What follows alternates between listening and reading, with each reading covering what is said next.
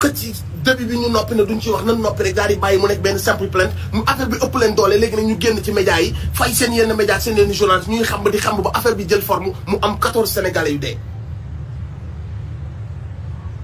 il faut que sénégalais yi xam ni mag ñi sëriñ si intellectuels yi ñu nekk ci dëkk bi que la gën a ndaw ba ka ca nekk ca village ba il faut ñu comprendre que dans cette affaire toutes les personnes qui tournent autour ce sont des drogués, des voleurs de milliards, des bisexuels, des lesbiennes ak ay toxicos yoo xamante si nii ñëpp xamal nañ leen ay mbiru drogue bu ñu sonal nag affaire yi daf ñuy waaj a soof sénégalais yi talatuñ seen wax yu ñàkk fayda yooyu noonu dëkk bi lekkuñu naanuñu sonn nañu borom diplôme yaa ngi taxawal amuñu xëy àll bi mbay mi baaxul nit ñi xiif nañu amuñu sécurité njàng mi doxul hôpitaux yi doxul bu leen ñu ñëwaat nag dinu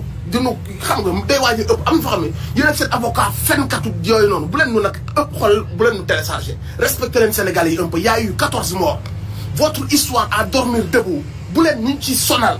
léegi nag yéen na ngeen xool seen doom ngeen xool naka ngeen canaliser cette histoire ëpp na leen doole ba noppi ëpp leen doole ngeen naan non aw ma woon sécurité fii dañ may waaj a rey kan moo leen di waaj a rey yéen ngeen kàcc seen kàcc yoo xam ne même xar yeeg janax yeeg ginaar yi ak bëy yi xam nañ que ni ay waxi golo la ngeen jàkkaarloog Sénégal yi wax leen ko.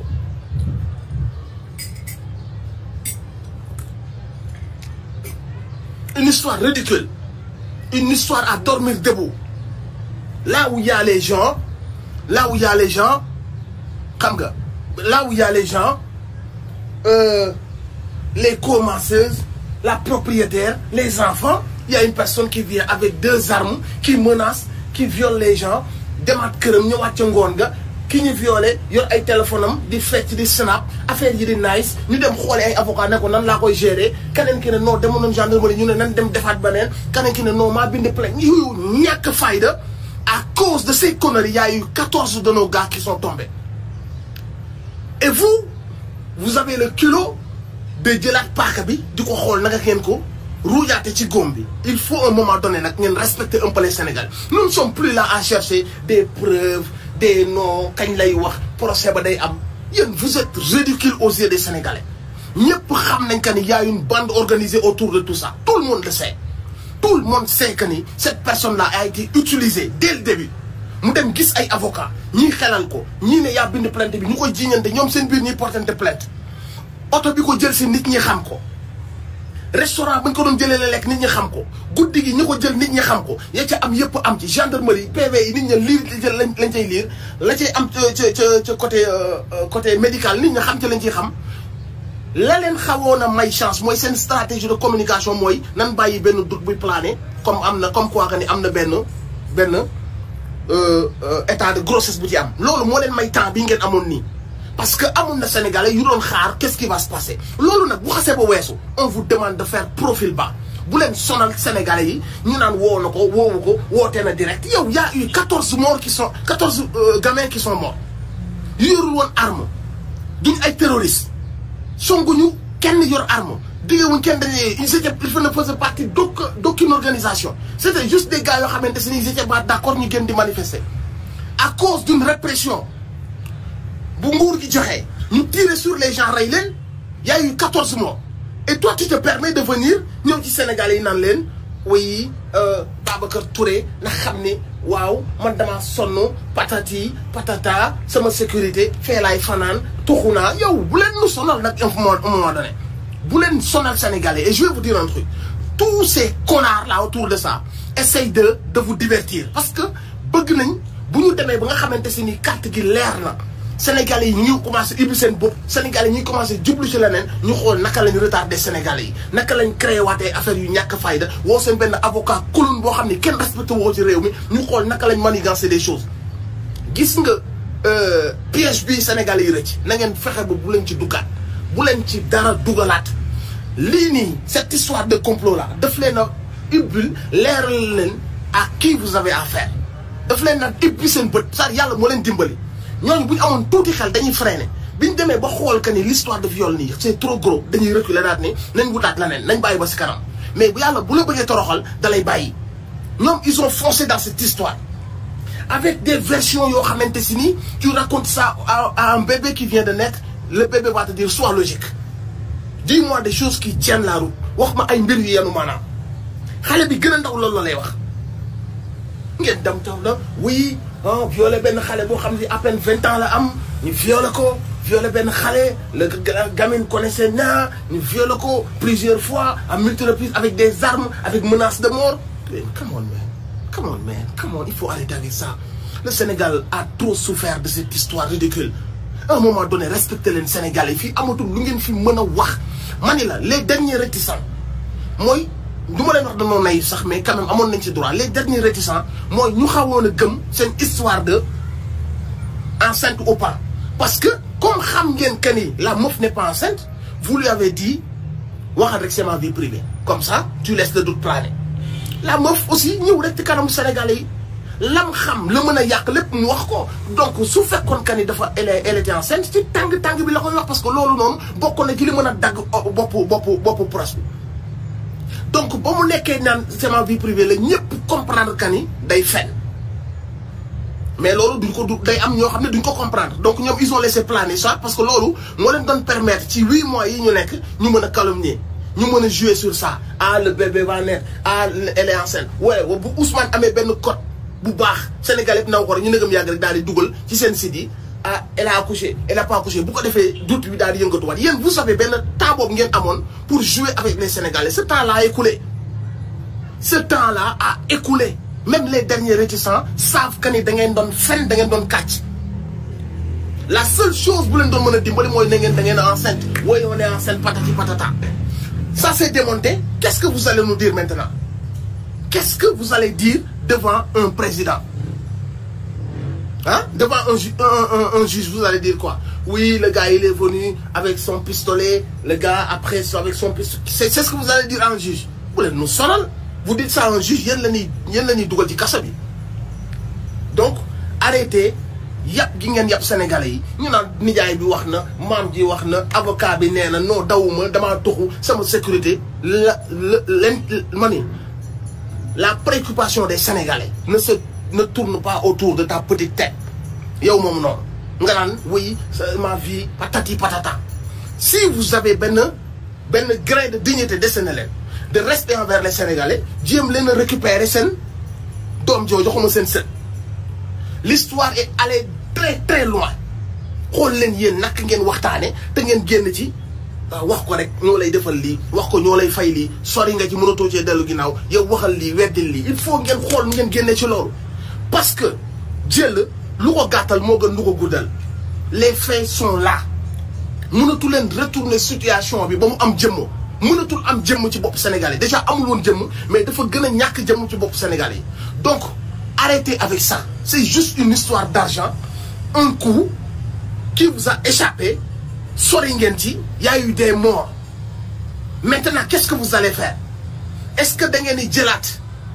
le couteau di ko enfoncer ci plaie bi ngeen amal Sénégalais yi wala da ngeen di waxtaan entre seen ay mbokk ngeen jël affaire u xaalis teg ko fële affaire u tiit ak ragal affaire u nangam sam ngeen teg ko fële ngeen waxtaan yéen seen biir en tant que ay góor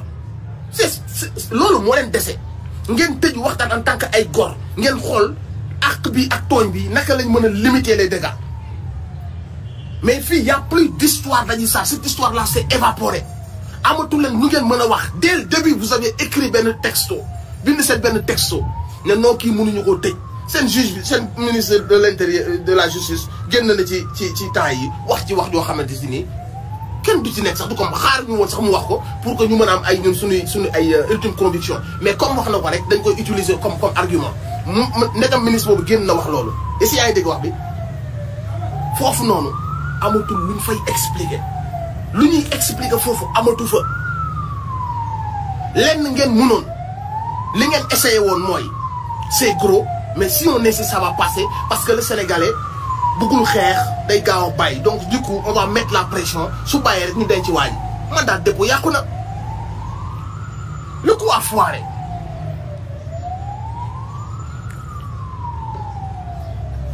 parce que connaissant Brosse vous vous êtes dit que ni buñ ko accusé day rëy laaj immunité parlementaire am day ñëw wuy suñu garde à vue te bu ñëwee garde à vue rek ñu jaxase carte gi la machine judiciaire va s'en occuper c'était ça le plan pour yéen suñ ko waxee wuy ji rek égoom du ko may mu interroger immunité parlementaire am. Heureusement moom des avocats il a pris du temps il a gagné du temps pour faire sa défense mais yéen seen projet bi moo doon su ngeen ko woowoon te suba ko bu demoon rek ngeen paqueté ko su ngeen ko paqueté balaa ñu naan oui non ma nga mandat de dépôt qui va parler pour lui au bout de 2-3 jours les Sénégalais vont s'essouffler la vie va continuer. C'était ça le plan comme le plan a échoué su ngeen dégg woon seen tànk da ngeen di ridicule père ridicule boo xam ni moo tax ngeen ñëpp daal di foncé mais bi procès bi di wuy ji le juge su ngeen ko bàyyi woon tout allait bien se passer il y aura même pas de mort ni de manifestation parce que le procès doon dem toog argumenter la chose vous a dépassé vous avez voulu mélanger jaxase bu amee tension bu yéeg yéen ñi dem fekk le procès mu doon dem di wuy ji ngeen kar ko ci yoon yéen a bëggoon envenimer situation bi parce que loolu moo leen di arrangé il fallait que affaire bi jaxasoo parce que y avait rien du tout parce que le gars doon dem wuy ji bu demee toog juge bi lu mu koy wax là parce que balayé woon na leen ba pare comme vous étiez en mauvaise posture vous vous êtes dit que ni il va falloir qu'on crée une histoire dans l'histoire moo tax ngeen jaxase ko naka doo dem ci juge bi su demoon ci juge bi qu'est-ce qui va se passer su demoon ci juge bi lan la ko juge bi mën a topp même le ministre de la justice l'a dit y a même pas longtemps dans ce dossier là kenn du ci sax convoqué nit wax ma nag naan dañ ciy topp nit muy dem di wuy ji ngeen ne kët préfet bi naaw kelli ngeen jël seen ay nervi teg leen ci yoon bële ba noppi na ko jaaral ci yoon boobu noonu mu naan naa ngeen yóbbu ko garde à vue la situation est partie en couille donc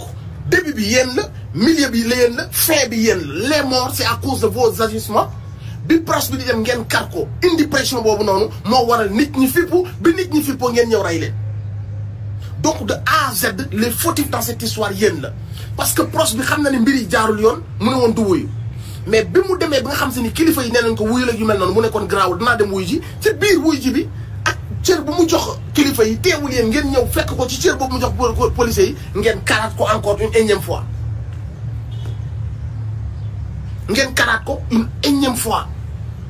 loolu indi problème gars yi génn bàyyi leen jàmbur ngeen ñëw tiire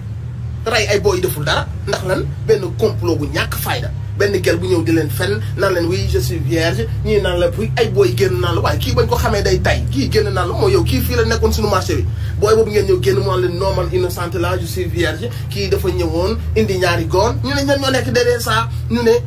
Mamadou xawma nan Mbaye le gars la ñu ne ak kan jarbaatam ñu ne ak kan ñu ne borom 94 milliards yi chauffeur am otom ñu ne ak kan ñu ne avocat boobu noonu nekk ci ginnaaw avocat bay ne yaa bind kii ne yaa bind ñu ne kër kan la nekk ñu naan avocat bi kii da koo takk suuf ñu naan ban avocat la gars yi naan benn toxico la benn bisexuel la benn cette histoire là bu ngeen ko foncé moo indi les 14 morts de l'autre camp ils ont tué personne et pourtant vous avez eu le culot de dire qu'ils sont morts à cause de vous ils étaient très nombreux ñoom xëy na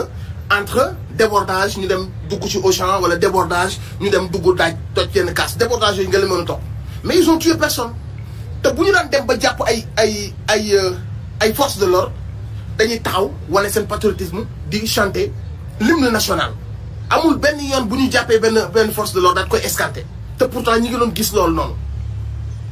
donc ngeen war a xam que ne ñi génnoon ñoo leen gën a bëgg réew mi ñi génnoon ñoo leen gën a nekk ay patriotes ñi génnoon ñoo leen gën a nekk ay gor ñi génnoon ce sont des gens qui ne sont pas violents parce que malgré que répression bi était trop sévère ñoom bu ñu naan jekku benn force de l'ordre dañ koy nuyu chanter l'hymne national avec moom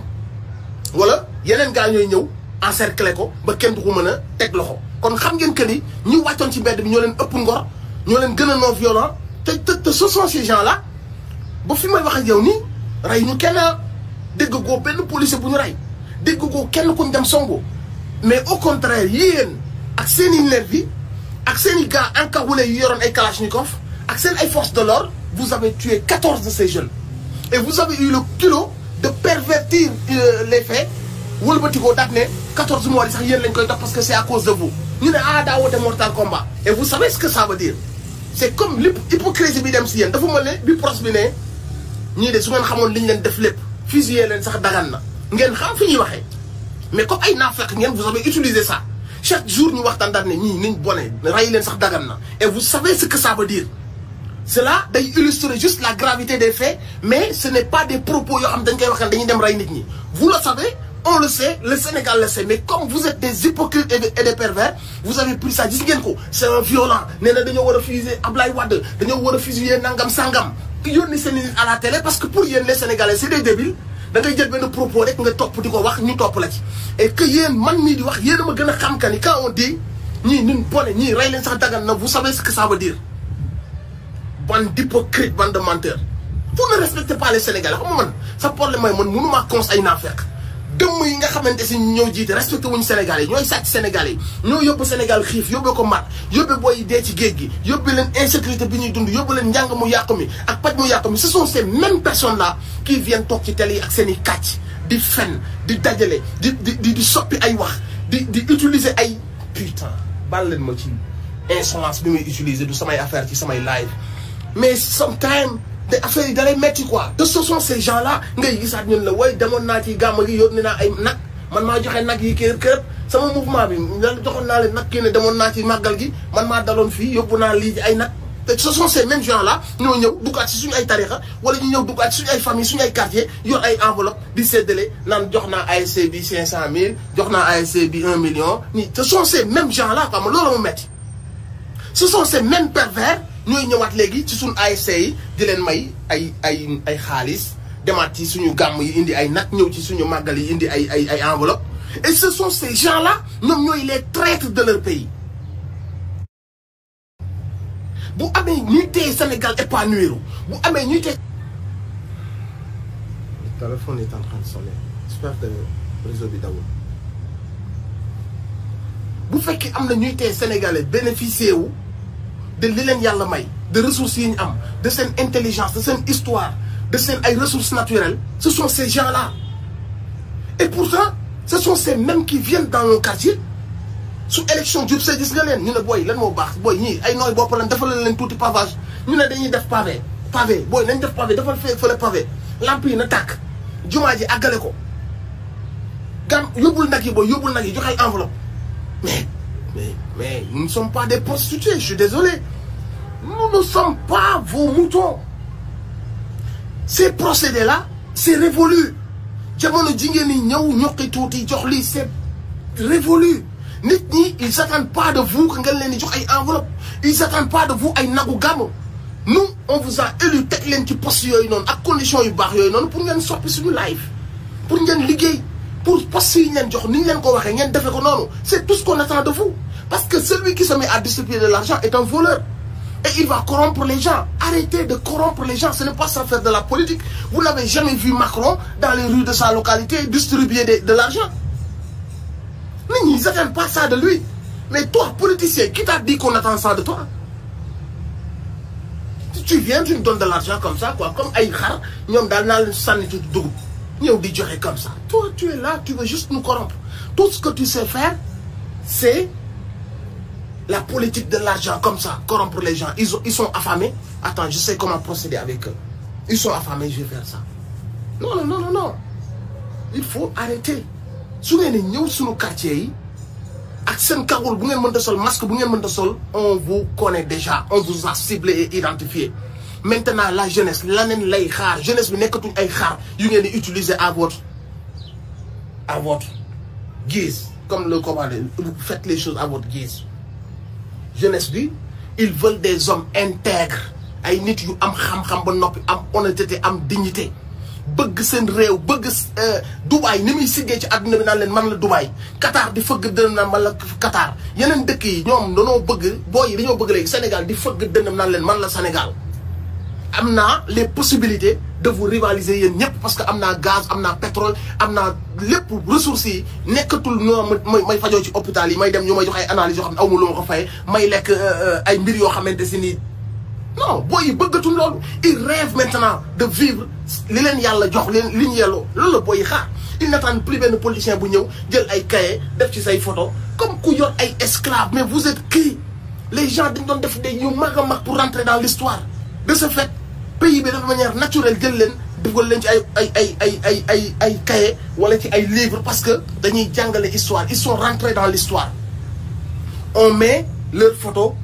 ci ay égéries ñu jël leen ci yeneen ak yeneen pour que nit ñi ñu mën a inspirer nit ñi. Mais maintenant tu vois des gens, des détourneurs de fonds, des bandits, des gens qui roulent avec des nervis ñoom daal ñooy jël seen ay statut photo jox ko ay xale yu ndaw ndax lan ndax rëy, folie de grandeur, ndax saraxe, ndax bëgg a corrompre, ndax bëgg a noot nit ñi dox ci kaw jaamu yàlla yi nekk buur seen kaw. Et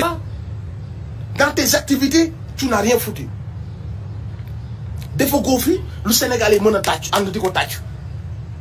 malgré salaire ak sàcc bi nga ci boole. dafa góo dara ci réew mi mais tu te permets yow de taxawee position wu mais yaa ko Sénégal dañ lay fal rek yow buur nga quoi yaa ko Sénégal ça existe yow dañ lay fal nii rek mais maintenant buur nga ci kaw nit ñi. mais dans les autres pays ça ne se passe pas comme ça. Je l'ai donné un exemple. Angela Merkel chancelière Allemagne mais day dem ndugg ci supérette yi di jënd ay pataas ak ñebe te pourtant boo demee Europe ñoom ñooy première puissance en Europe. mais fii gars yi dootuñu dem douze dimanche maa néega directeur kese boo ko nekkee c'est fini yaa moom waa Sénégal. on parle de ministre le ministre et puis ñu ngi ñaan suñu sëriñ si aussi ñu ngi ñaan suñu sëriñ si qui soit du côté du peuple. Soyez du côté du peuple, c'est-à-dire prendre position pour le peuple. Je prends position pour le peuple.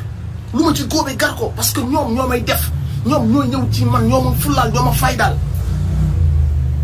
mais fu ma dóoree ci nguur c'est parce que sama ceeb neenul xaalis bi bëriwul enveloppe bi diisul boobu kese lay dal ci nguur bëgg influencer waale taalibe yi ci loolu noonu mais bu taalibe yi de jamono bi taalibe yi di souffrir yow ana sa kàddu ci loolu.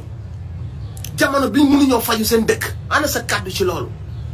jamono bi nga xamante ni seen ay droit dañ leen ciy dóor boo sëkkatee ñu jàpp dóor boo manifester ñu jàpp dóor ana sa kàddu ci loolu noonu.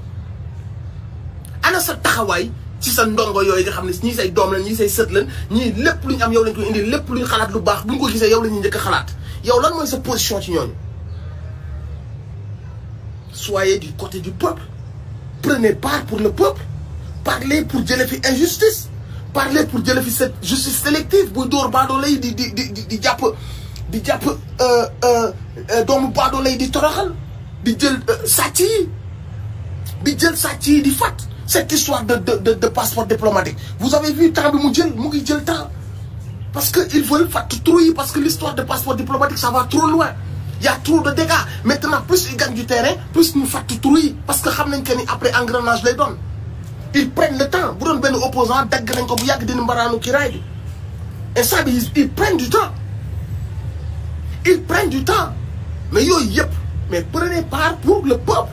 Prenez part pour la justice, pour la vérité. Ces gens-là qui viennent vers vous mais ce sont nos oppresseurs. ñoom ñoo ñu teg fitna malgré que ñun ci yéen lañ bokk ci yéen la ñuy raam ci yéen la ñuy jooy ñi ngeen di dalal ce sont nos oppresseurs. Ah mais ils tuent des gens mon frère. Ils tuent des gens te du mujj fenn y a pas de procès bu fekkoon que ni ils ne se sentent pas coupables ba léegi dégg nga leen ñuy wax waxu 14 morts ils n'en parlent même pas. Ils veulent que ñu fàtte les 14 morts. Ah mais il faut parler avec eux. réew mi aussi saa yi cër bi bu ñu ko joxee on attend en retour. Ah mais qu'on nous protège, qu'on plaide pour nous. Mais plaider pour la vie chère. Plaider contre la vie chère. Plaider pour cette justice arbitraire. Il faut plaider pour le peuple. Mais c'est ça le problème aussi. Vous faites quelqu'un qui plaide.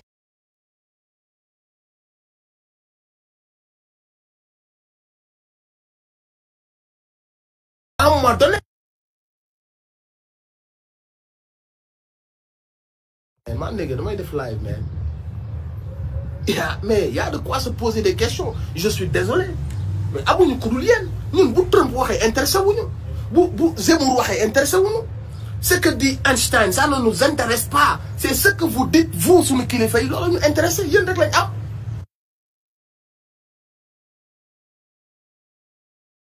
À quel moment vous allez prendre part pour nous de manière claire assumée. jàkkaarloog bande yooyu di ñëw ak seen i enveloppe ak seen i nag ak seen lu mënta noonu ne leen Fall parce que aussi après tout la force c'est le peuple, ce n'est pas ces gens-là. Lu ñu def ñoom le peuple mën na ko def ci benn après-midi.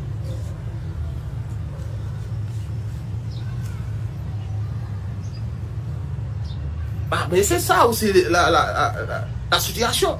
Mais plaider pour le peuple. Parce que bu nguur ànd ak yenn médias yu diis yi fay fii fay fële moom procureur moom juge d'instruction moom lii moom là, mais le peuple ne veut pas être agressif parce que même le pros bi mu jekkoo dañuy tegg leen seen tànk déggal leen mag ñi nangul leen mag ñi mais lépp loolay waxam. Donc ñun boobu suñu jommee on se plie à yéen seen ay wax ci ñun yéen rek la ñu am amuñu leneen tu vois. Mais à un moment donné li ñuy dund ne non duñ ko fajee violence duñ ko fajee wàcc nii anarchie créer anarchie duñ ko fajee rébellion dañuy mun dañuy lii dañuy laa mais yéen lañ ciy xool. Mais ces gens-là qui viennent vers vous mais ce sont des voyous, ce sont des bandits. Xale bi gën a ndaw xam na que ni Sénégal amul justice te ce sont ces gens qui viennent vers vous qui font ça. Ministres yi ñëw ci yéen di toog ce sont ces mêmes ministres ñoo yónnee alkaati yi ñuy rey ay nit ñuy tirer ci ay boy. Ah mais si ces ministres viennent toog di yàq ay alxuraan di yàq salaatu fatiha mais c'est révélateur. Doomu jullit bu mënul tari à cet âge-là mais c'est révélateur de sa personnalité et des parents wala de l'éducation qu'il a eu. Wala ñuy wax salaatu fatiha bu jub. Bu fekkee que ni ci sommet bi ñooñu ñoo fa nekk derrière ay pédophiles derrière ay homosexuels derrière ay lesbiennes derrière ay drogués yu nit ñi xam ne ay drogués lañ ay bisexuels bu fekkee ñooñu élite bi y a un problème. Bu fekkee ñooñu ñooy dem toog ñu gëddaal leen jox leen yenn gëdda yi ñu ñëw toog à un moment donné le peuple ne sait même plus où se situer fan le peuple bi teg tànkam dootu ko xam. Qui va protéger ces gens, ce peuple-là qui essaie de se plier aux règles de ce pays, aux lois de ce pays. Beaucoup de manifestants, beaucoup de gens manifestation parce que ce peuple-là ne veut pas de violence. Ce peuple-là day déco, ce peuple-là day nangu, day wax kani mag ñi ngi fi nañ déggal mag ñi. Mais ce peuple-là aussi, quand il est oppressé, quand il est malmené, quand les dirigeants de ce peuple-là ñoom ñi ngi dox safaan peuple boobu ci kan lay daw làqu bu bëggul def violence ci kan lay daw làqu ñun dañoo jàppee que ni nguur bokkuñu ak yeneen dëkk yi dañoo am seen ay nguur nii ok mais ñun duñu amee ay nguur nii dañoo am lu nekk ca ginnaaw. Les gens ils parlent maintenant ils se posent des questions et c'est maintenant ou jamais de redresser affaire bi nit ñi carte gi leer nit ñi xam que ni on est avec nous ou on n'est pas avec nous. Parce que les gens ils se posent des questions avant ils ne se les posaient pas. On voit des manœuvres, on voit des gens,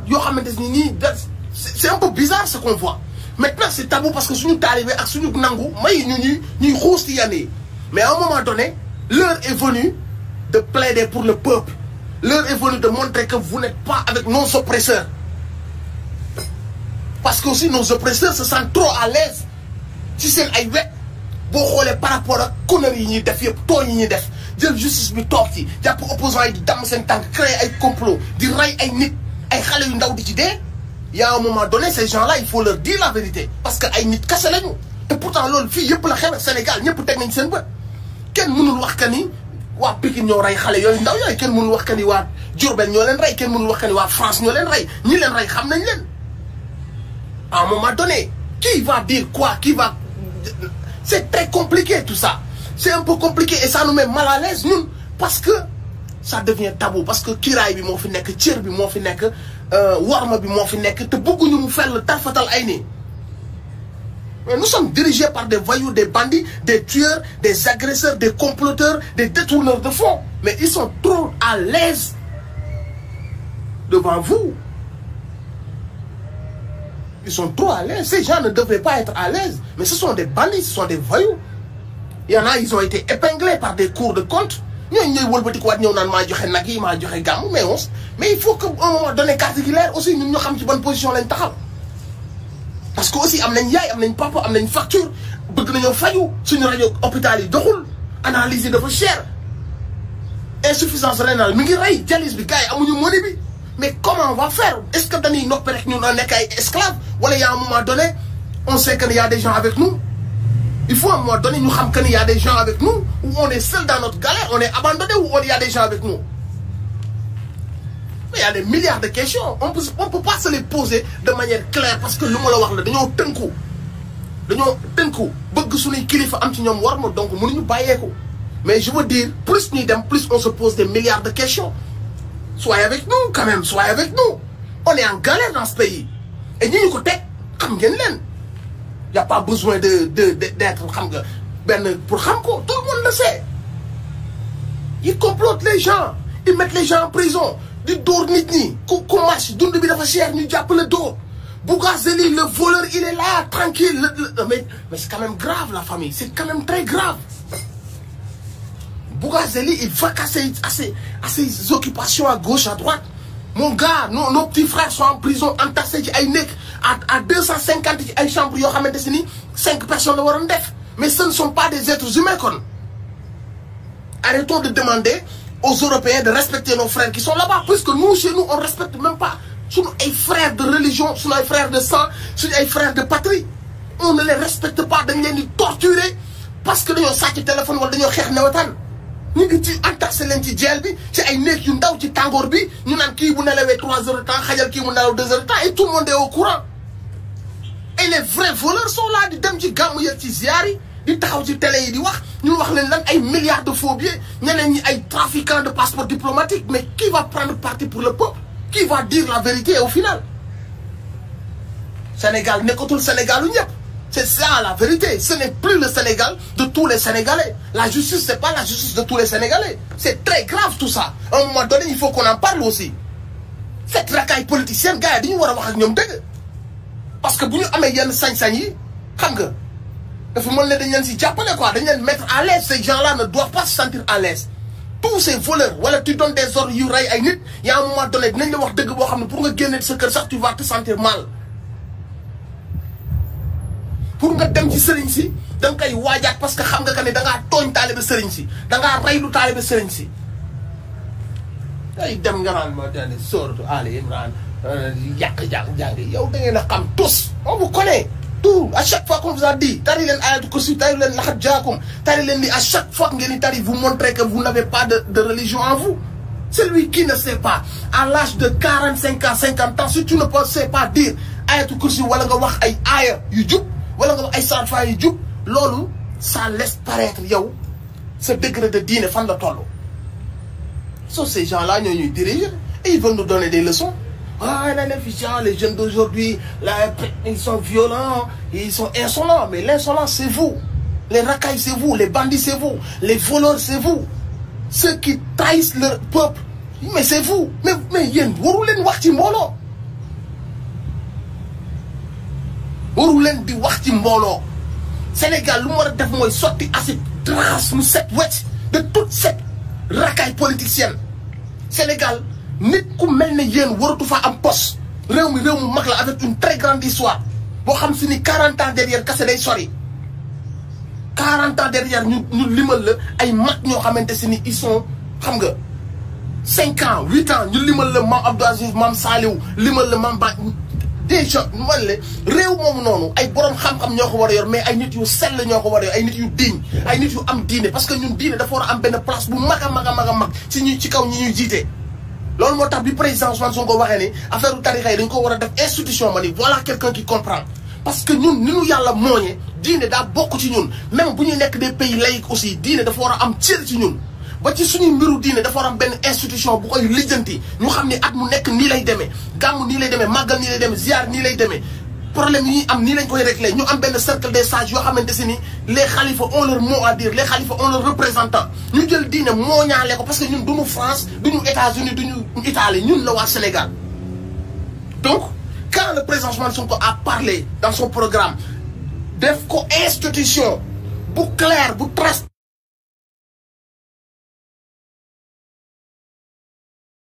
Voilà un qui comprend lan moo tax ñu war a jël diine def ko suñu bànqaas ñun ñu def ko suñu bànqaas parce que loolu moo ñuy dimbali dootuñu mën a dérailler dootuñu mën a jël suñu tere yi def ko ay nu mu tudd ay éléments buy contrôler affaire yi malgré que liberté boo mënte am di nga am benn devoir de respect envers ce pays-là. Nous ne sommes pas n'importe quel pays. Nous sommes dirigés par des gens yoo xamante si nii suñu waxee nga xam que ni amuñu diine nit bu amul diine mag bu demee ba àgg ci âge yooyu te amul diine kañ la koy amati. kon bu dee tari bu dee julli lu muy tari ñooñu waruñu jiite Sénégal on n'a pas forcément dit que da ngaa war a mokkal alxuraan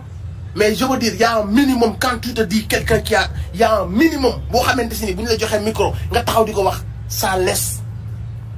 paraître ce niveau de diine yow ce niveau de diine te tey bu ñu la cité loo woon lépp tubaab yi nga aj mbagg yi génnee galon yi daal di cité tubaab yi gën a mag mais ta propre religion même la base de la base tu ne le connais pas. On vous tend le micro bu ngeen tari xul wallaahu vous essayez de le faire avec l'accent français parce que rus ngeen koo def ci accent bi ngeen ko war a defee. bu ngeen di tari c'est comme si dañu xool benn Stéphanie bu nekk Monaco ñu ne ko taril ñu vous essayez même de defe ko de manière très bourgeoise pour wane que ni yéen vous êtes dans la classe qui waru leen sax di ko waxee comme ni ko waa Touba di ko xoole waa Tivaouane. yéen a war a diriger Sénégal yéen Sénégal nationalité sax waru leen ko am vous n'êtes pas digne d'être des Sénégalais waaw ngeen ngi appauvrir seen dëkk di teel seen dëkk xam nga li ñu bëgg a sonal réew mi ngeen rey fukki nit ak ñett ay xale yu ndaw yu yorul woon arme comprendre nga ci ay histoire à dormir debout basé de mensonges de A à Z tout est mensonge de A à Z après ngeen bëgg a wëlbatiku ñëw ci Sénégalais yi à chaque fois daal ngeen xamee que ni l'histoire vous échappe ngeen créer woote comme si daal xam nga te Sénégalais yëpp xam nañ que ni tout ça li ko commencé de A à Z c'était que il faut que président Ousmane Sonko soit en prison il faut que ñu damm ay laafam il faut que ñu damm ay tànkam donc vous avez commencé une histoire bi dem ba ëpp leen doole mënutoo leen ci dellu ginnaaw ngeen gagner du temps daal di laisser planer benn doute d'une grossesse pour mën a calomnier ci diggante bi ngeen fokk ne da ngeen di wàññi oraawu pros bi ci diggante bi far yàlla yokku ko muy gën a am doole ngeen ni comment on va faire au final comment on va faire parce que même religieux yi ñu bëggoon ñu bañ ko dañ faa jaari bëgg ko parce que religieux yi ils ont découvert que nous sommes des menteurs pour damm tànku nit jaral nañu créer ay mbir ba ay bakkan dee ci ñu toog ci télé bi di wax les religieux ont compris à quel point vous étiez des pervers ñu gis Sénégalais yi ku ci nekk amal boppam fulla professeur d'école yi xale yu ndaw yi jàng ci école yi jàngalekatu alxuraan yi médecins yi ñëpp amal seen bopp fulla daat ne bàyyi leen doomu jàmbur ji ngeen di sàggal na ngeen defoon ay moroom ngeen ko bëgg a da ngeen di kàcc il a eu la popularité jamono ji ngeen ko bëgg a salir jamono bi ngeen ne seen texto boobu mënuñu koo tëj mais nañ ko salir ngeen muur seen benn clown ñëw naan ko waxal lii waxal laa muy xool moo yu gën a cru di ko wax mu koy wax Sénégal yi di ko gën a jéppi nga ni comme que yàqu na nañ bàyyi rek benn affaire mu plané pendant 8 mois 8 mois yooyu sey na on est à 12 mois xuma lan mois ngeen bëgg naan ñu oui ma vie est en danger j'ai déménagé patati pa ne nous cassez pas la tête avec ça le Sénégal a assez souffert de votre complot le Sénégal a assez souffert de vos mensonges léegi nag yéen ñi nga xam ne yéenay mbokk kooku noonu na ngeen am un peu de pudeur et de respect envers les Sénégalais ngeen bàyyi waat seen génn yi ngeen di génn ci médias yi di wax wala boog su ngeen mënee récupérer seen doom ngeen xool naka ngeen ko rëccale ci loxo dëmm yi ko téye ci loxo dëmm yi ko joué rôle ci loxo dëmm yi ko pompé ci loxo dëmm yi ko téye guddi yi nii ak luñ ko mënta dig ngeen xam que ni nag toll ngeen ci benn point boo xamante si ni il va falloir ngeen defaru ngeen jéem a xool nu ngeen defare seen loolu entre yéen ngeen xool nu ngeen ko defare xam ni mënu leen a daan Sénégal vous êtes trop petit pour daan Sénégal ànd ak Sénégal ngeen mën baalu Sénégal yërëmtulu Sénégal tuubal Sénégal mais mënu leen a daan Sénégal ak lu leen ñooñu mënta wax avocat bu ñu mënta àndal ministre bu ñu mënta àndal ak lu ñu leen mënta dégg mënu leen a daan Sénégal et le Sénégal est du côté de la vérité tout le monde sait que cette histoire là est montée de A à Z cette histoire nag picc yi sax xam nañu ay fen la picc yi sax xam nañ que ni li ngeen créé de A à Z fa ngeen ko créé ay weer yi ngeen ko commencé waxtaane ña leen jël si fan leen yóbbu fan leen denc ña ca dugal seen xaalis léegi sénégalais yi xam nañ que ni cette histoire là est montée de toutes pièces donc mënu leen a daan sénégalais yi mënu leen a jommal Sénégalais li ngeen mën a def mooy ngeen gisante waat seen mbokk yooyu gis nga ñi leen di woo di leen jéem a manipuler nan leen yii di leen jéem a wax ne dañ leen a yërëm si ginnaaw xam ngeen li tax ñu koy def ñi leen di xëcc di leen jéem a taf seen bopp derrière xam ngeen lu tax ñu koy def. Ils sont about money. Ils sont tous payés pour mes plaines. Ils sont tous payés pour vous endormir. Ils sont tous payés pour vous faire ben semblant de solidarité, ben semblant de compassion, alors que derrière, ils gagnent beaucoup d'argent sur votre dos. Sénégalais di gën a mer affaire bi nar a dem ba nga xam te ni su ngeen moytuwul mu këpp waat seen kaw donc y a un moment donné da ngay ni xool yéen seen bopp ngeen nekk ay magum jëmm ngeen xool naka ngeen limiter la casse ngeen jëm ko def. Sinon vous allez vous mettre tout le Sénégal à dos te histoire bi day gën a compliqué bu boobaa. Soyez responsable ndaw si bu fekkee amul xel xale la biñ ko siy dugal xamul woon foogoon naka ni histoire du àgg fii yooyu yëpp nous on s'en fout. On vous parle de l'état actuel des choses. Soyez responsable respectez le Sénégal respectez le drapeau bu leen dugaat ci game boo xam ne mën na yóbbaat Sénégal ci lëndëm boo xam ne duñu xam fu muy mujjee. Soyez responsable. Toutes ces personnes qui gravitent autour de vous ay naafeq la ñoo xam ne ils sont payés pour jouer ce jeu. Ce jeu d'être des tantes, ce jeu d'être des amis, ce jeu d'être des protecteurs, ce jeu d'être mon avocat préféré. Tous ces satans sont payés pour jouer ce rôle-là. Ils vont vous utiliser pour continuer ay pexe yu bon. Ils vont vous amadouer, ils vont tout faire, mën na ko faral yéen mais li ñu bëgg rek mooy ñoom seen plan na àgg fa mu jëm. Donc nag à vous ngeen delluwaat si yàlla à vous ngeen am tuuti xel à vous ngeen xoolaat seen dignité ak seen honneur à vous ngeen respecter le Sénégal ngeen xool naka ngeen récupérer seen doom pas rectifier le tir mais en tout cas mais naka ngeen voilà xoolal naka ngeen gérer affaire bi daal. mais si bu ngeen compter ñii di leen pousse ci affaire bi di leen ci gën a dugal di leen dig naan leen non mënatuñoo dellu ginnaaw waxal lii de toute façon fii lay mujjee ils vont dinañ leen dugal ci benn kamb boo xam ne du ngeen ci mën a génnaat. C'est le moment ou jamais fii kuy ragalal yàlla fii kuy sóoral yàlla fii kuy sóoral sa trayu bàmmeel on peut mourir à tout moment te lépp loo defee nii nga xam ne ni rectifié woo ko ci jamono ji ngay dund dee mën na la dab te bu la dee dabee yow ak yàlla la ak wéetaayu bàmmeel. Ministre du fa nekk député du fa nekk avocat du fa nekk toutes ces soi-disant tantes ou umpaañ kenn du fa nekk tu resteras seul avec ta tombe. te kenn xamul kañ ngay dem ku ko xamoon sax bu la neex nga ne xaaral ma décoller ba ci kanam après ma tuub mais mën na nekk tey mën na nekk suba mën na nekk dans 100 ans. Donc y a un moment donné nit ñi dañu sóor yàlla bu ñu sóoree yàlla dinañ mën a gis la yoon bi dina leer nañu si ñun mais bu ñu toppee nit ñi ces ministres ces directeurs ces anciens directeurs ces avocats ñooñu ñëpp seen intérêt lañ bëgg te seen intérêt mooy dañoo dugg ci guute goo xamante si nii xamuñu nan lañ ciy génne. Maintenant jaral na leen tous les moyens pour xool meilleur profit bu ñu ci mën a tirer yéen nag bu ngeen bëggee jouer le jeu jusqu'au bout jaxase carte gi jusqu'au bout c'est votre choix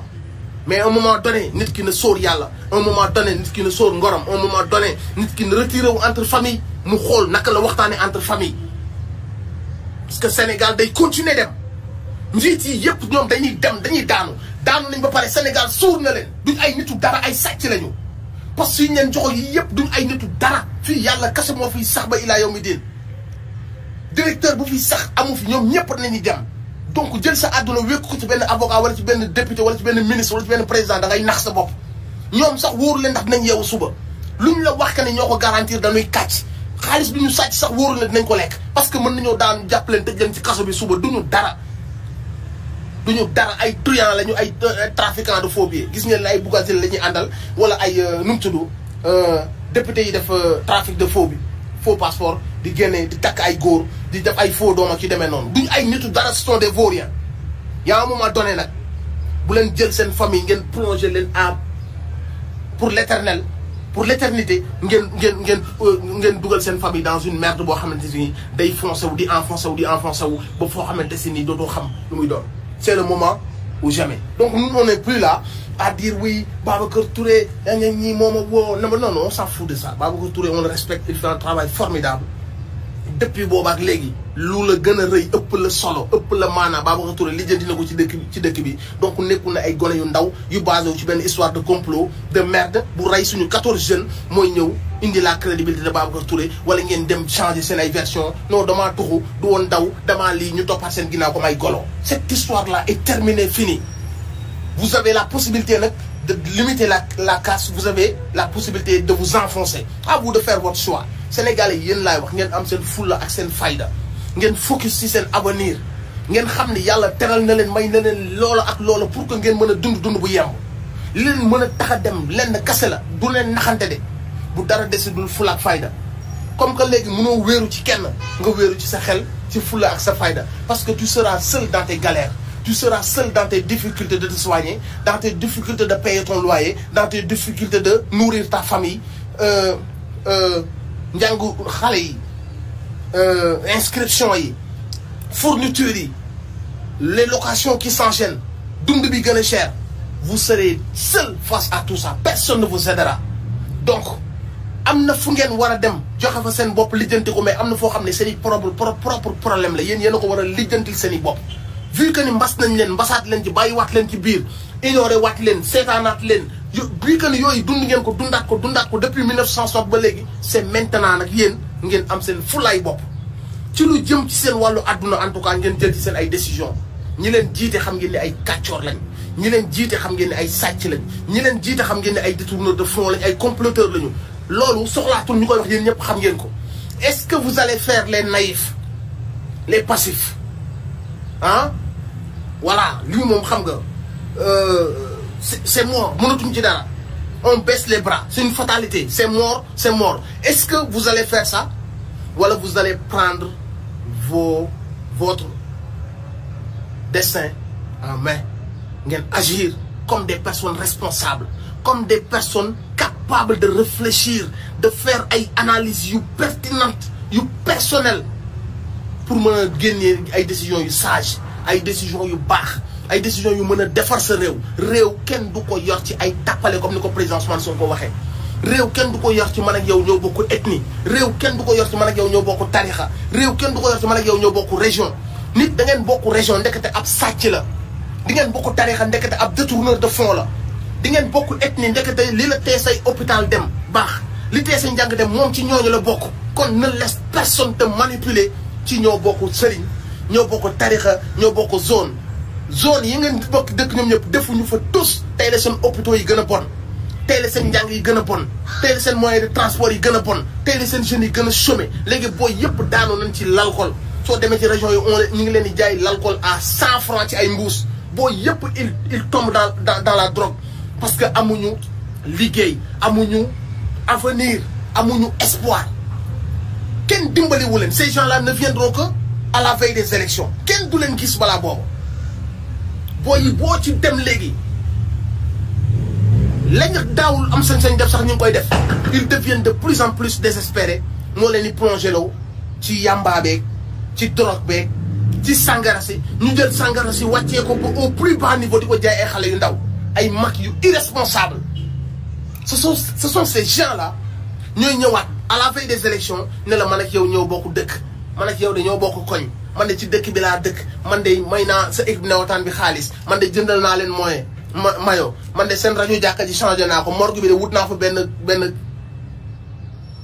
est-ce que tu vas te laisser berner avec ça est-ce que xaalis boobu ñu lay jox mu def nga def ci benn nawetaan benn regroupement benn match est-ce que loolu mooy sa avenir u doom yi war a ñëw sa dëkk est-ce que loolu la mérité sa hôpitaux yi am problème ñuy ñëw di fa indi ay artistes di leen jox ay millions yu dul jeex ndax wanewu ndax bëgg leen a rendre débile seeni vrai problème ñu koy ignorer su ngeen demee ba xam ni soxla nañ leen ñu ne xaaral ñu indi leen benn artiste jël artiste boobu moo leen gën a liggéey ndey ñu jox ko millions yu dul jeex wala yow choix bi nga war a def yow yaa ngi koy jëndee choix wu kii la indil benn artiste nga feccal ko wala kii la indil benn newataan may na benn chèque wala benn mayo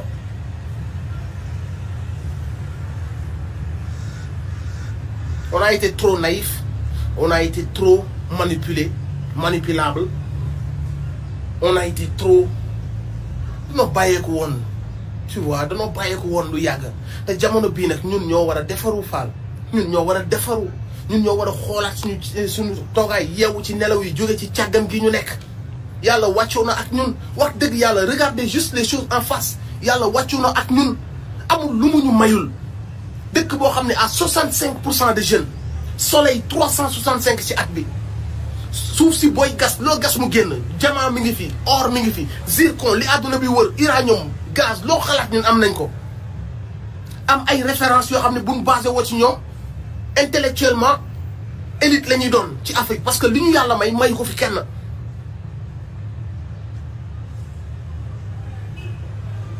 lan moo ñu des lan moo ñu tee dem selon vous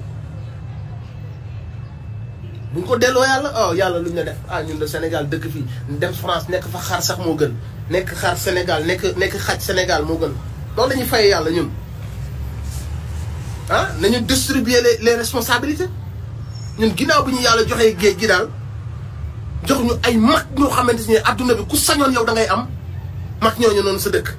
jox ñu ay Cheikh Anta Diop tegal ñu ci ak richesse yi ñu jox yëpp ak histoire bi ñu jox yëpp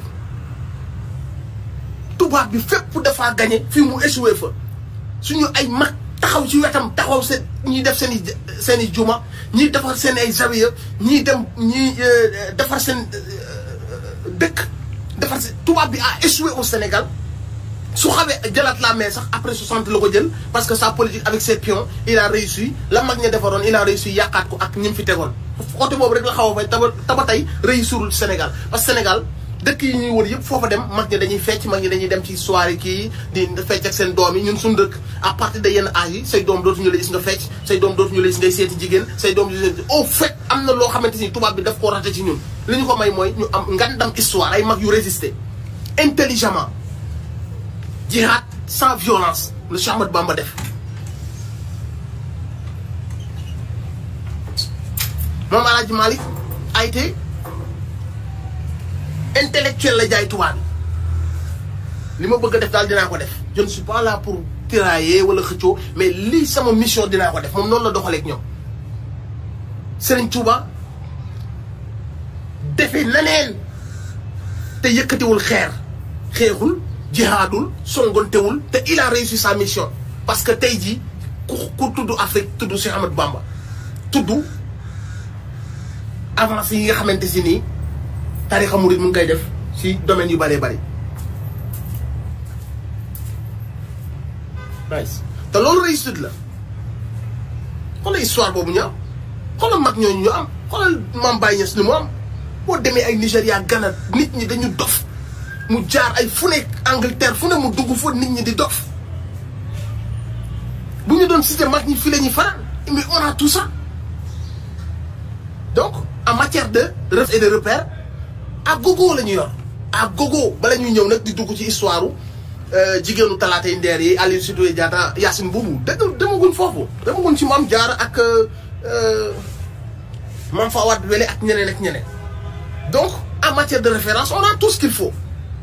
en matière de richesse on a tout ce qu'il faut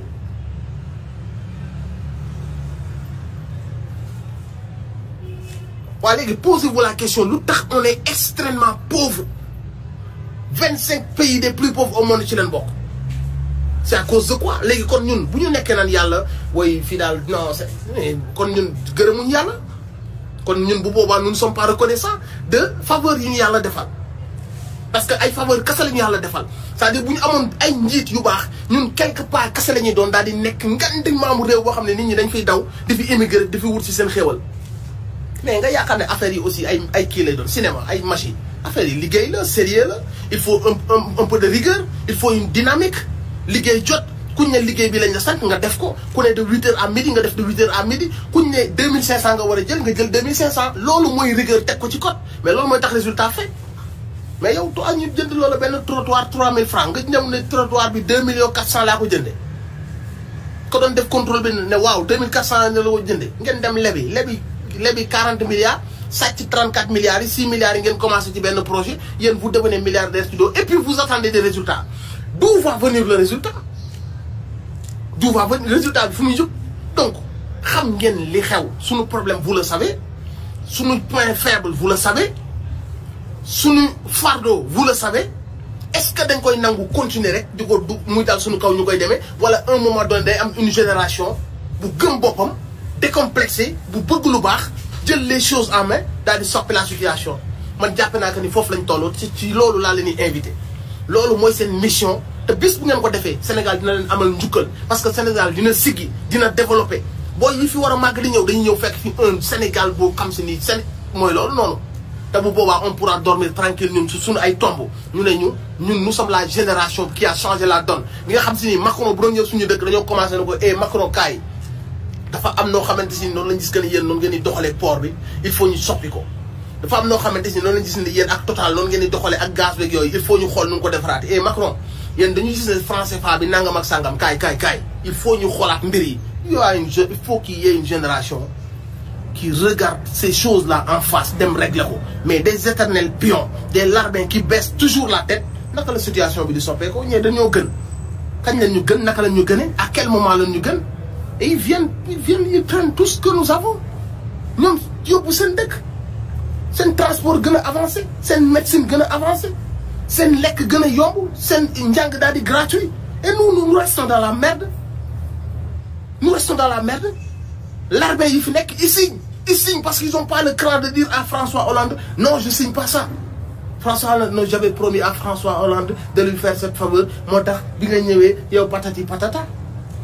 te complexé ñooñu fan la ñu jëmee donc loolu mooy sunu cancer te ay masla du ko fi jëlee